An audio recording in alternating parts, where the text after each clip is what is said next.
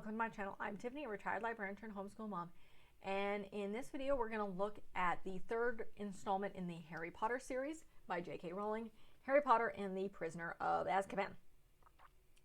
Now, I did a whole intro video on J.K. Rowling and how you read these books, at least in my opinion, and a bunch of other stuff, so you can look at that view.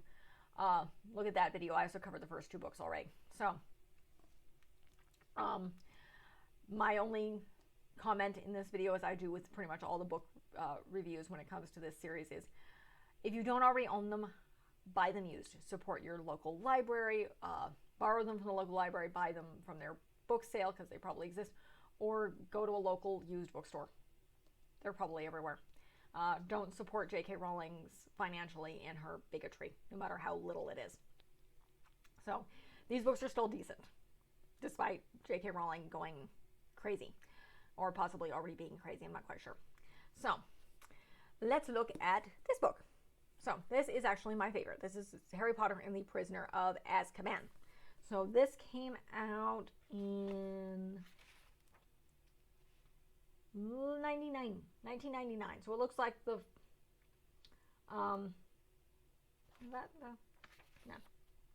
yeah, 99, because that looks like second book. These two books both came out at the same time, though the Scholastic printing is 2001, which is when I bought it. So, but this book originally was published in 1999. So, if you're, this is my favorite, because you get a lot more backstory with the Prisoner of Azkaban. In fact, Voldemort's not in this book at all. So this is the only book where Voldemort is doesn't show up at all. So in this story, this rendition of the story, it's still similar to the first two books where it's open and shut. It's a basic adventure story where Harry ends up saving the day and then everybody goes home and it's fine to an extent. There is a little bit more foreshadowing. Again, this gives a lot more background in this book. So this book starts off again, Harry's at the Dursleys, as pretty much every single book in the series. Harry is with the Dursleys. And his Vernon's sister comes to visit, and she riles Harry up, talking about his parents and how they died in a car crash and how horrible they were and how lazy they were, which when it comes to Harry's father wasn't exactly untrue. His dad was kind of a trust fund kid. You find that out a little bit more in this book. But again, Harry accidentally, he does not do this on purpose, basically blows up in the sense that she becomes like a balloon, kind of blow up Aunt Marge. And his uncle gets pissed off, and Harry grabs his trunk and his owl and escapes the house. And then accidentally waves his wand and summons the night bus, which takes him to Diagon Alley, where he's found by the Minister of Magic, which is the first time you get to interact with Fudge, who is the current Minister of Magic and very much a stupid politician. Now, what you kind of find out is the reason they're happy to see Harry and are terrified him running off is a former friend of his father's best friend, Sirius Black, has escaped from prison. And they blame Sirius for Harry's parents' death because Harry's parents were being targeted by Voldemort and were in hiding, and the only person who was supposed to know where they were was Sirius Black. And so they think that Sirius revealed them to Voldemort and got Harry's parents killed. And then he was put in prison for supposedly killing another friend of theirs, Peter Pettigrew. Yeah, that goes in, we'll get there. But he's escaped prison, and they think he's trying to kill Harry, as the last thing people heard him muttering was, he's at Hogwarts. So, obviously, we find that out. Spoiler here, Sirius isn't the bad guy, and Pettigrew's not dead. So, the other thing that happens is Harry's friend Ron's family ran some sort of prize money for a very, very poor family. They win prize money and they go to Egypt, which is where Ron's oldest brother, Bill Weasley, is working for the Gringotts, which is the wizard bank, which is run by goblins. He's in their breaking curses on tombs to get gold and riches for the goblins. So they go to Egypt and explore tombs with Bill, who I believe has long hair and he's a very punk rock. That's kind of, you don't really get an introduction to Bill until much later. But this is the first mentioning of Bill. Besides, in the first book, you get mentioned to, I believe, the second eldest, Charlie, who has a whole dragon subplot in the first book, which I didn't talk about because it's kind of pointless. Except for to introduce the fact that Charlie works with dragons, which come up in the second book, or the fourth book. But back to this book. So Harry is at Diagon Alley. He's admiring a broomstick. He's wandering around for a while on his own for the first time with money in Diagon Alley among his own people. He meets up with his friends. He figures out why on earth they're protecting him like crazy about Sirius Black, and he'd apparently seen a black dog. And that's apparently, which connects later. So, again, they're searching for Sirius Black. The other thing that's going on, which is connected to the story, is the third-year students are allowed to go to the town of Hogsmeade. And Harry is supposed to get a permission slip signed by the Dursleys. And then he tries to get McGonagall to sign it, and they won't, because they're worried about it, because they think Sirius is out to kill him. So they go to school, and the first Hogsmeade weekend happens, and Harry can't go. Well, he runs into the twins, which is Ron's brothers, Fred and George. And they give him probably one of the most interesting things in this book series, and one thing the movies miss out badly, is the Marauders map. Now, the Marauders map is a map that the twins found in Filch's. I'm probably mispronouncing this, it's been a while. He's the non-magical janitor of the school. They found it in his office because they got in trouble, because that's what the twins do. They get in trouble. They're pranksters. And essentially it's a map that you can magically say the words, "I honestly swear I'm up to no good." And it shows you an entire map of Hogwarts and it shows you the people and how they're moving around. I think primarily it focuses on different teachers, but also focuses on pretty much anybody, which, come to think of it, is very, very weird, because they don't know all the students, but probably more important people, particularly teachers, which is what you want to avoid, as well as Filch's cat, who apparently has been around forever. But nonetheless, so they pretty much know all the secret passages at the point. This is the twins. So they give Harry this map. And this map is important very much in the fact that it was created by the Marauders, which were Padfoot, Prongs, Wormtail, and Moony. The other important characters that are brought in, now these 4 people exist, and you find out who they are, is Rumius Lupin, who is their Defense Against the Dark art teacher, and one of my favorite characters. He was a friend of Harry's father, and this is important. He's actually the best Defense Against the Dark arts teacher they ever had, because he teaches them practical stuff. The other thing that's brought in is the Dementors. They're in charge of the Wizarding Prison. And essentially, in J.K. Rowling's, what she described them as, is they were the manifestation of depression. They suck the happiness out of you. That's what they do. They make you feel like cold and like the worst thing that's ever happened to you. And for Harry, that was his parents dying. So anytime he's anywhere near a Dementor, he almost relives his parents' deaths. So he hears their voices.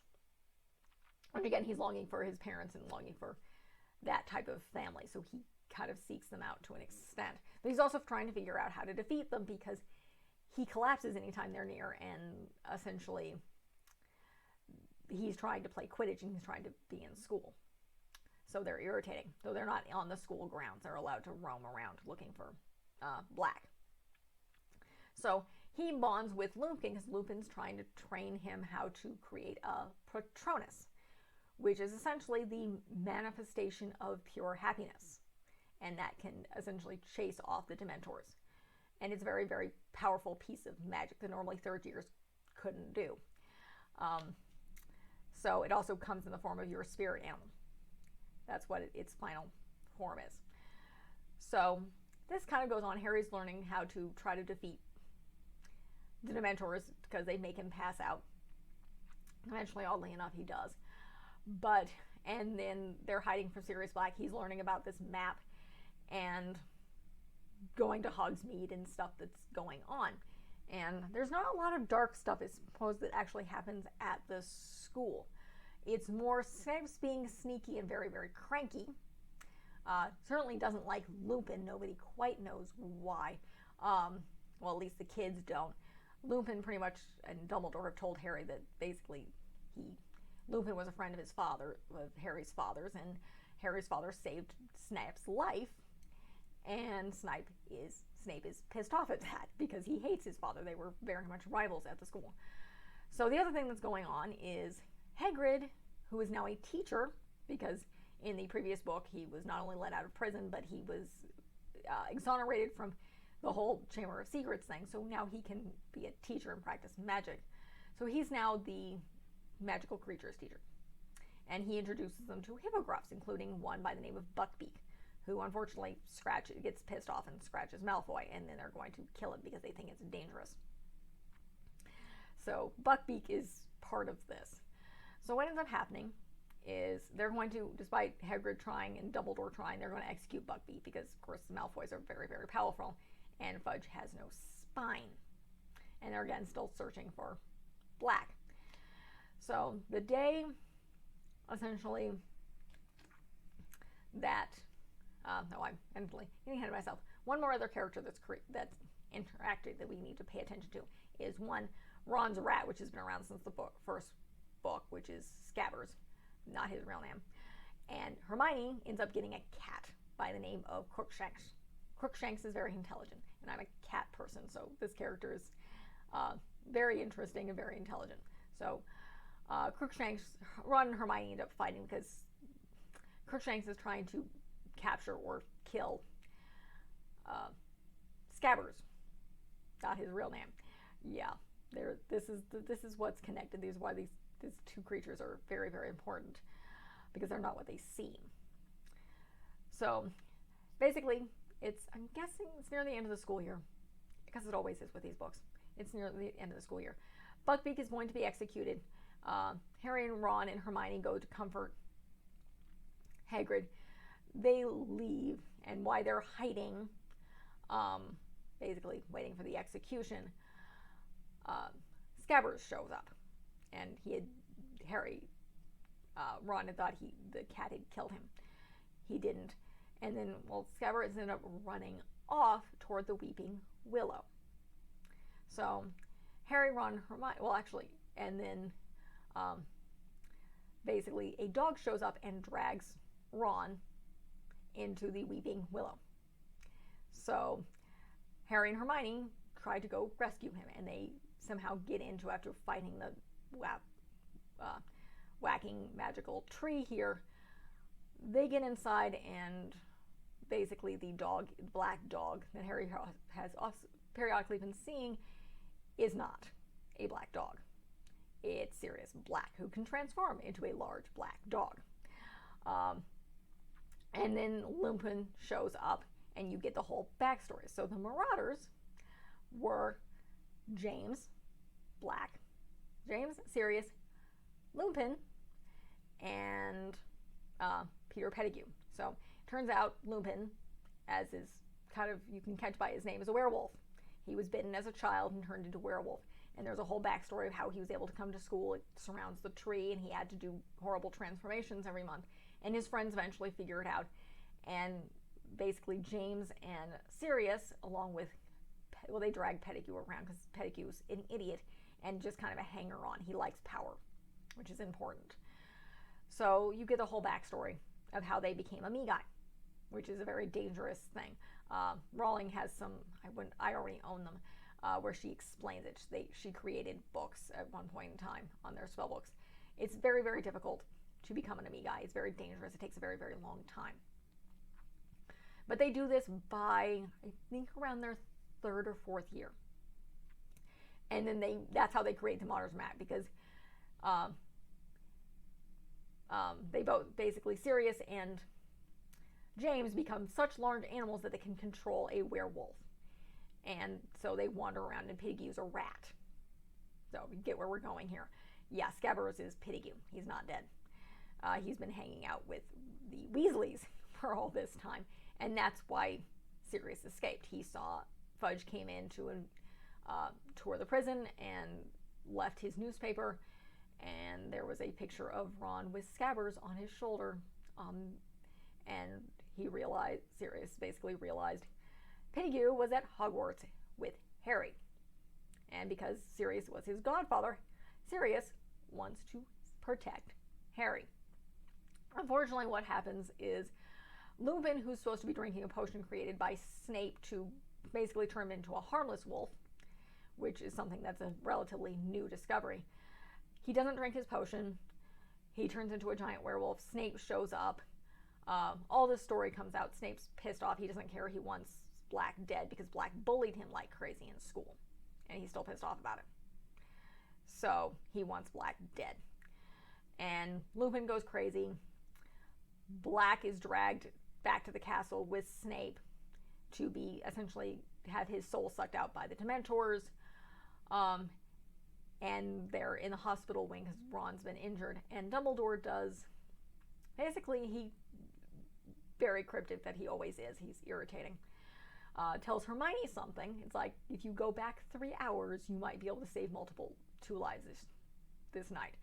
Now, this is when it's revealed Hermione has a huge school schedule. So it turns out she was given a time turner, which allowed her to turn back time and replete hours. So she was able to go to multiple classes at once. So essentially what she does is with Harry, because Ron is injured, I think his leg is broken in the book, they go back in time 3 hours, right before Buckbeak is killed. So they go down there. They can't, as is typical of time travel, they can't run into their current selves. So they rescue Buckbeak, and then basically everything happens. They're hiding outside Weeping Willow, and Harry because the Dementors were going to attack them, and they were chased off by what Harry thought was his father on the other side of the lake with a Patronus. But he realizes, no, it was himself. He rescued himself. He sent a Patronus that was fully formed in the form of a stag, which was what his father turned into as an Amigai, and rescued himself. So that's what he does again. And he's able to summon this fully formed Patronus, which is practically unheard of for a wizard of his age. And for many wizards, they can't actually produce this thing. I think she retcons on that later. But again, they use Buckbeak to rescue Sirius, and basically he flies off to go into hiding somewhere else. And Pettigrew disappears and goes back to Voldemort, because he was the one, as it turns out, who they had, Sirius, thinking he could trust Pettigrew, his old friend, switched secret keepers with him because Sirius was strong, and he figured Voldemort would come after him. So he thought Pettigrew would, basically nobody would think of it, and Pettigrew revealed them and had his friend killed. So yeah, and then Pettigrew runs back to Voldemort, which is important because Pettigrew, and the fact that Harry saved his life, and Dumbledore brings that up in this book, is important because Harry feels guilty. I mean, his godfather can't be with him because he might have been able to escape the Dursleys, and basically Voldemort got one of his most loyal servants back. But that's how this book ends. Again, Harry goes back to the Dursleys, only now he can threaten them with his godfather, who's an escaped prisoner, and scare the living daylights out of the Dursleys. And then, of course, Sirius sends him a letter giving him, as his godfather, permission to visit Hogsmeade. The other thing that he does, which is just kind of funny, is he purchases a tiny little owl that ends up becoming Ron's, in order to replace Ron's former rat. So, and the other thing is, the cat Crookshanks knew. He was helping Sirius the entire time because he realized he was not a dog, and that was not a rat. So this is one of my favorite books. It's similar to the first two. It's still an open and shut story. It's basically Harry saves the day, and everybody goes back to the beginning, with the exception of potentially Sirius is still a runaway. But again, he's still alive. And the only other sad thing is Lupin is essentially, he resigns because everybody finds out he's a werewolf and people are scared of him, despite the fact that he's a controlled werewolf. So that is the end of this story, and that is the end of this review. It starts getting darker in the next. This is kind of the last book that's kind of an open shut story, which I think is, by this point, the books were becoming very, very popular. So she was able to realize that the rest of her books would be able to be published. So the next book she can actually leave on a cliffhanger, which it does. I still enjoy the fourth book. It's still mostly lighthearted. After that, everything gets dark and really irritating. So I'm not fond of the last three books, particularly book 5, in my closet. But that is it. Again, Prisoner of Azkaban is my favorite of the book series. If you don't already own it, buy it used, rent it from the library. It's still a great story to read to kids. But that is the end of this review. If you like this review, you want to see the rest of my Harry Potter reviews, I'm covering the films. I do a bunch of other book review stuff, homeschooling stuff. This is a homeschooling channel as well as book reviews. We are a secular homeschooling family. So check out my other reviews, my other videos, and like and subscribe if you want to see the rest of my Harry Potter stuff and what else I have to offer. Thank you.